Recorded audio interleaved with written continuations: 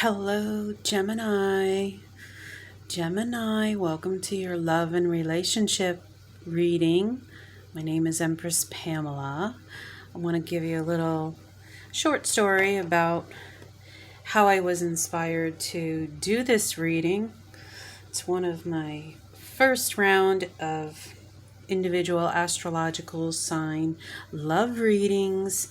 So this is a deck in my collection. I did a playlist of tarot and oracle deck reviews. Someone commented on the video where I did a review, and I took a little bit more time, read the brochure, understand that this deck is to be read in a certain way.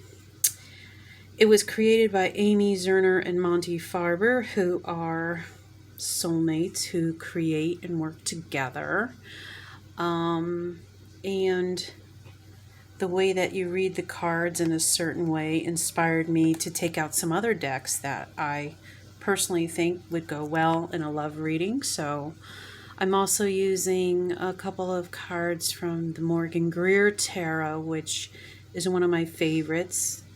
I love the artistry. I love the calm, peaceful, loving energy that exudes from the deck. I also feel that what is a love reading without a romance angel card and guidance from Doreen Virtue? We'll see what she has to say. And of course, the angel answers, Radley Valentine. More input from the angels. Pretty nice. And finally, we'll end with a card from the Rumi Oracle by Alana Fairchild. A really descriptive, intense, romantic deck. That is one of my first oracle decks that I invested in at the beginning of my journey. So we'll see what she has to say about Gemini and your love life and your relationships. What's going on for Gemini in love? Let's get one card for Gemini for love and relationships. What does Gemini need to know? That one came out. So we got the amethyst. Let's get a ruby. There's your red ruby. One card for Gemini, please. What does Gemini need to know? That one. And turquoise. Let's get a card for Gemini in their love life. What is the message? What does Gemini need to know about their love life? Okay. So we got that. And we'll get 3 from Morgan Greer. What does Gemini need to know about their love life? What's going on for Gemini? 3 cards, please. For Gemini. There's 1. 2 more for Gemini. There's 1. And 1 more, please. Okay. Thank you. Romance angels. What do you have for Gemini? Their love life. What does Gemini need to know? What's going on for Gemini? There's 1. Let's get another one. 1 more for Gemini, please. What's going on in their love life? Thank you. And angel answers. Let's get 2 from the angel answers. Here's my yellow and then a purple, please. Message for Gemini. We got that. Now we get a Rumi. 1 card from Rumi for my Gemini folks for their love and relationships. What's going on for Gemini? Take that one. Okay, Gemini. Now let's open our third eye. Let's use our discernment. You know your situation better than me, but I will help work out some of the kinks for you. We're going to do this together and figure out what's going on in your love life. Okay, the Judge endures self-esteem. So the theme for this reading is the Judge endures self-esteem.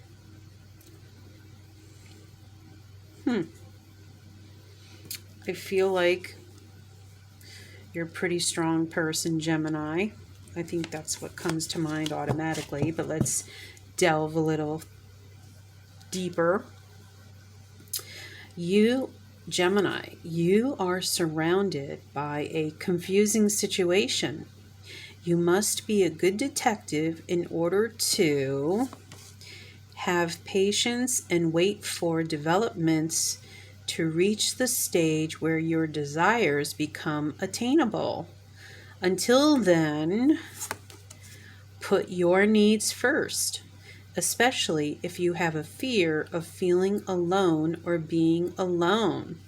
So now is the time to concentrate on you, being your authentic self. Who are you at the core of your being? What do you value? What makes you happy? What makes your heart sing with joy? What do you want to do? What do you love? It's all about you, Gemini. Judge between the truth and lies, between what you love and despise. To mask your feelings is not wrong, for sometimes secrets make you strong. Seduction and mysteriousness, they're your advantage, make 'em guess. You'll find with patience you'll endure your journey to find a true love pure. Accept the fact that things take time when what you seek is worth the climb. Don't suffer for the things you lack. Be practical and stay on track.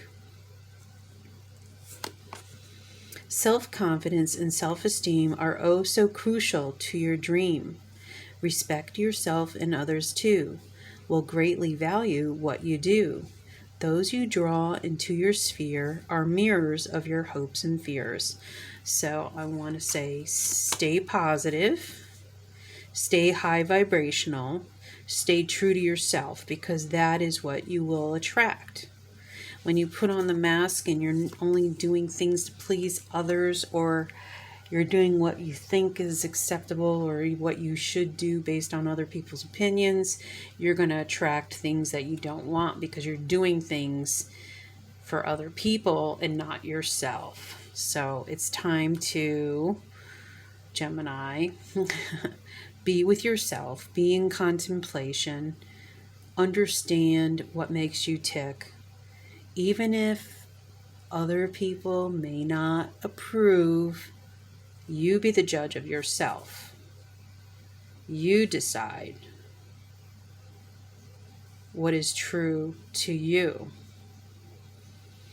You don't have to tell everyone. In fact, being mysterious, make them guess. It's not really, you don't have to disclose the innermost part of you, okay? You can keep it to yourself, but you do have to understand who you are and what makes you tick, okay? And you have to learn how to love yourself and be authentic.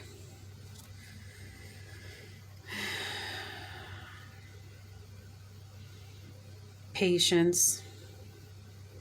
So you want true love. You want someone who's going to love you for who you truly are at the very core.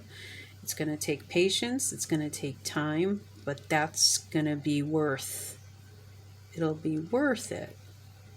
Okay? So there's a lesson in understanding yourself. There's a lesson in patience. There's a lesson in self-love and self-confidence, putting yourself first. Maybe you've had a habit or a history, Gemini, of putting others first to get their approval, and then you're putting yourself on the back burner. And what about you? What do you want? And maybe there was a fear of being an outcast or abandoned or left alone if you did not jump on the bandwagon or follow other people and what they thought was good for you. So, self-confidence and self-esteem are crucial to your dream. So if you have a dream about the perfect mate, the perfect life, whatever is perfect for you, whatever, however you define perfect, right? Stick to you internally, who you are at the core, and what your dreams are. Respect yourself and others. So not everyone's going to agree with you.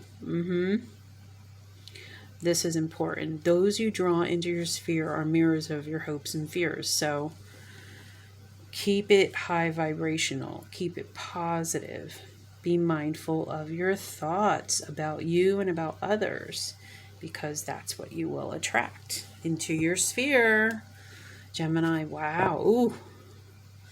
Well, looks like you've been burned in love before. There is certainly heartache and pain. Ooh. The Tower. You've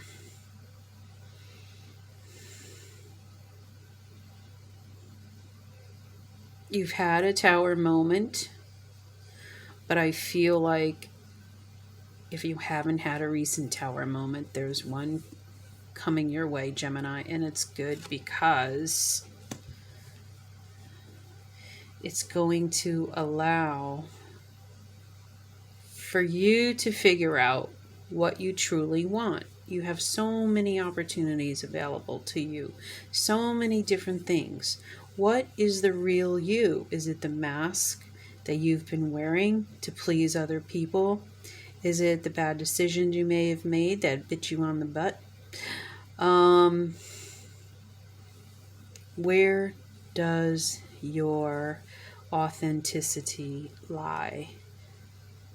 Being authentically you, Gemini, is going to be the key to finding love. So you have to love yourself first before you can truly love, unconditionally love another. Wow. Are you still there, Gemini? Sounds like a course in tough love. Okay. Forgiving and learning. As you release and heal the past, you experience more love in your present moments. So, yeah. There's also some forgiveness. Oh, wait, forgiving. Yeah. So, I think it's recognizing what happened in the past, being forgiving, learning from your mistakes, learning from the choices you made, because however, wherever they came from, they didn't come from a place of authenticity. You were trying to please other people. You deserve love. You are lovable. So this past relationship or love situation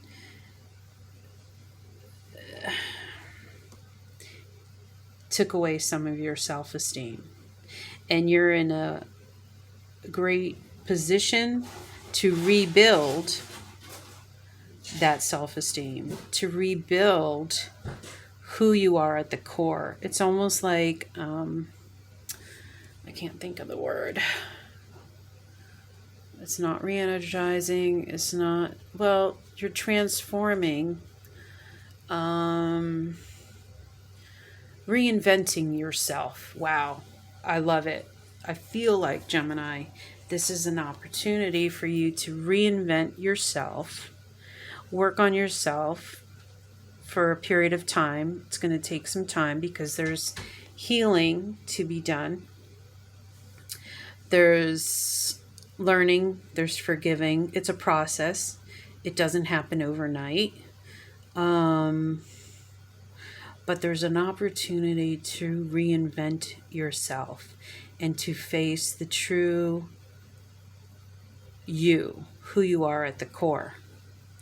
I want to say, spend some time with your inner child.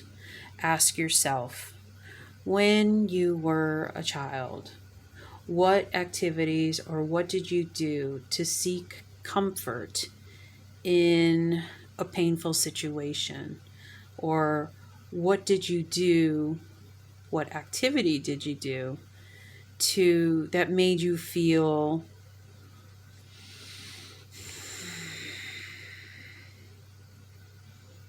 loved, happy, connected with God, perhaps,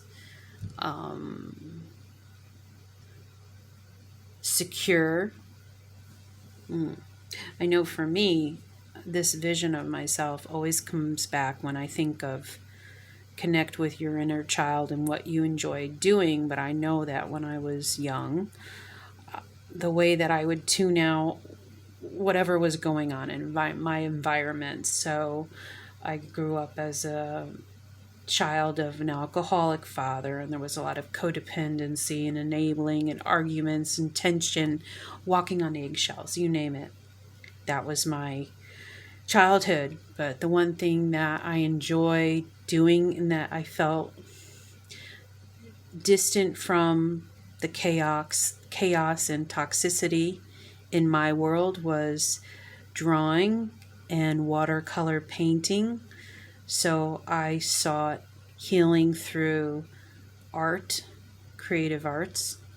And I'm not saying that's what you did, but ask yourself, what is that activity that you really enjoyed doing as a kid that made you feel safe, secure, and loved?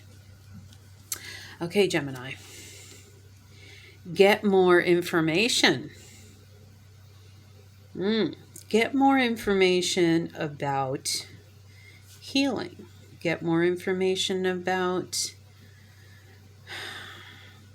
who you are at the core. What are your interests? What are your talents, skills? Maybe you are at the beginning of your spiritual awakening, Gemini, and you are figuring out, who am I? I know I'm sharing a lot of myself, but part of my journey involved just looking up the meaning of my name. Pamela means all honey. And I know that a lot of kids, when they grow up, they hate their name or whatever. And so I really wanted to embrace who I was at the core. I began with my name.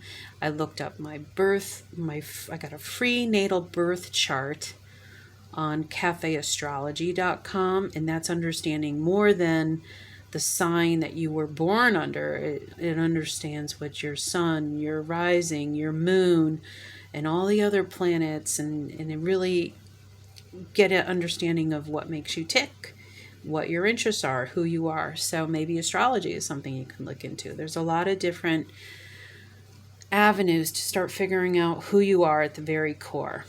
Also, numerology, your life path. There's so many other ways to understand who you are on a spiritual level too.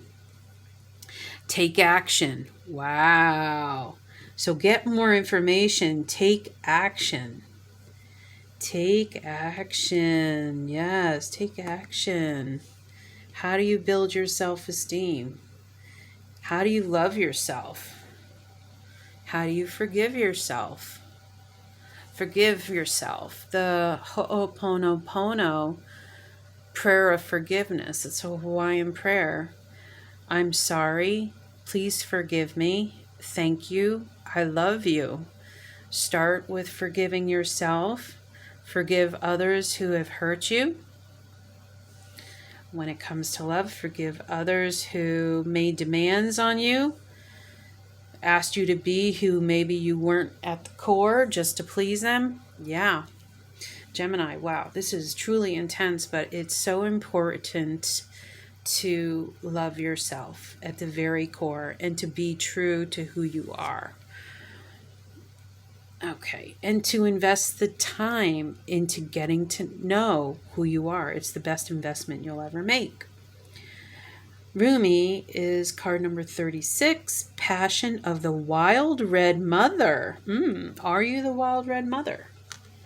Let's see. Ooh, never read this one. Number 36, Gemini. So I'm going to take a sip of water before we start. And then buckle in. Gemini. I'm reading from the book. Okay. Number 36, Passion of the Wild Red Mother. Don't ask the conscious ones about the wine. Behold the glowing effect of it in the eyes of drunks. Rumi. Bring me your unreasonableness, your insanity, your love without reason, and your passion. The passion that makes you crazy and shoos all logical restraint from your mind. Leave your ordered thoughts, sensible plans, and appropriate attire at my door. Put on your animal fur and sing to me in gibberish. When my beautiful goats die, I make drums from their skins, and their spirits live on in my passionate play. When my birds drop their feathers, I gather them and put them in my hair. Come drum with me as I place feathers in your hair, and we honor the spirits of my animals, of your animal nature too, wild and free as you are in truth. Stick your tongue out and growl at those who try to tame you with guilt, shame, and fear. Do you think I give a damn for any of their silly games? Those games of reason and logic? Of course you should do it this way, they say. It makes sense. But I care not for what makes sense. I care for what brings you alive. You, O blazing angel, are being invited by the Wild Red Mother to participate in a dance of divine passion. You may be an activist, a poet, an advocate for justice, or a writer, content in your own world of dreams. Or perhaps you are a healer, devoted to the liberation of the suffering of others and hungry to commune with ancient wisdom. Perhaps you are all of these, or some other exquisite amalgam of holy energy in form. Whatever your nature, there is passion in your heart, a fire for something more powerful than fear that can become the fuel for your life journey. If you accept the invitation of the Wild Red Mother, of course. This is the invitation to lay aside despair, to lay aside doubt in the capacity of the human heart, even your frustration and impatience. It is time to quit whipping yourself and others, no matter how noble the intention behind the whip may be, and start dancing instead. Will you join her, the Wild Red Mother, in her exuberant play? You can choose to lead through joy, to heal through love, to transform suffering into what it is meant to be, the crucible through which ecstasy reveals itself. You do not have to analyze to stay in the throes of process and ordered stages.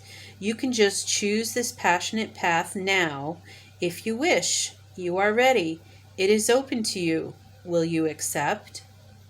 It takes a great spirit, one with much practice of studied rebellion, to be ready to cast off the shackles of society from a place of loving defiance rather than the fearful anger, and to playfully say to the world, I have tasted your stale bread and underdeveloped wine and have had quite enough now.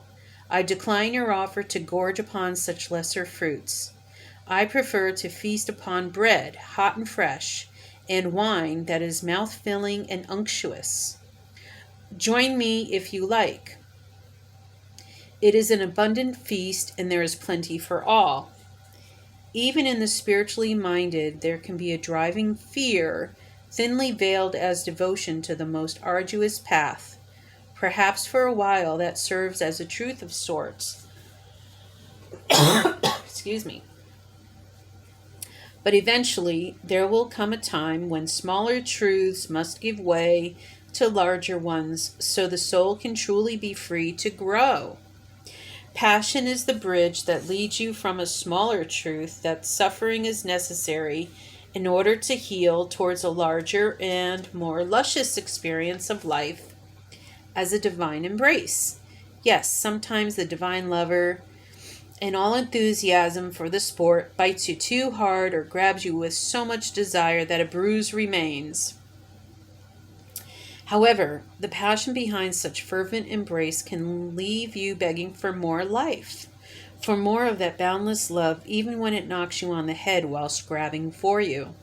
This is possible when you give up on judgment of what is good and what is bad, on what is apparently spiritual and what is not, and when you just realize everything in your life is leading to love. Whether through caress or a slap, the divine lover is seducing you. If you can accept this, you can certainly give yourself permission to love what you love, to live how you wish to live, and to forget about holding yourself back because some choices make sense and others supposedly do not. If you are able to rise to the passion that is possible for you, you'll let the wild red mother consume your philosophies and doctrines. She'll feast on your religion and your plans and devour your doubts and certainties. She'll tear away your need for maps and directions. Just when you think there's nothing left, she'll grab your hands and spin with you. You'll tilt back your head and laugh so wildly with her spinning together along with the earth upon her axis. With a daring and bold love for life that will not be quashed, that wild mother speaks to you now. You can choose passion over fear time and time again. So I invite you to paint the whole world red with me with passionate nature. Let us laugh and change the world. This oracle comes to you with a message. It is a big cosmic yes. It is also an invitation to let go of suffering and struggle, not with regret or shame, but with gentle acknowledgement that it has had its purpose. It now has a bigger purpose, that of passion, which calls you to engage in the embrace of life with more abandon than ever before. Now is the time to let go of belief systems and needing to know anything. It is time to trust in the beating of your own heart and in the people, places, and experiences that truly move you, whether it makes sense or appears to be logical or not. The wild red mother comes to you when you are ready for her at a soul level. Your mind may think she is a thief in the night, ready to pilfer all you hold near and dear, and be utterly in terror at the prospect, but your soul will be gurgling with such anticipation of freedom, it will fill your heart with sweet love and urge you to let go. Let her have her way with you, even if it means she crashes into you in the dark as she fumbles and drags you half asleep to go out dancing with her under the full moon, wearing nothing but your animal skin and a smile. She'll soothe any bumps and bruises you receive in opening up to life with the most tender and effective of ministrations, for she is just as tender a nurse as she is a wild, raging dance partner. This oracle also brings you guidance. You have divine permission to do something ridiculous, be it ridiculous in your own mind for your age or career path, or some identity or version of yourself you or another hold. The more ridiculous or inappropriate it seems, the more it moves you from your heart without rhyme or reason, the better. This is not about hurting people or behaving without moral code. It is not about childish indulgence and questionable justification for letting the ego misbehave. It is not about the ego at all. The wild red mother eats ego for breakfast. This guidance is about listening to the truth of your heart and allowing your soul to throb with aliveness, making that more important than any restriction, opinion, judgment, or fear the mind, yours or that of others, could summon. And the sacred honoring ritual, take a screenshot, Gemini. I love this reading. I love you so much. I'll see you in the next one.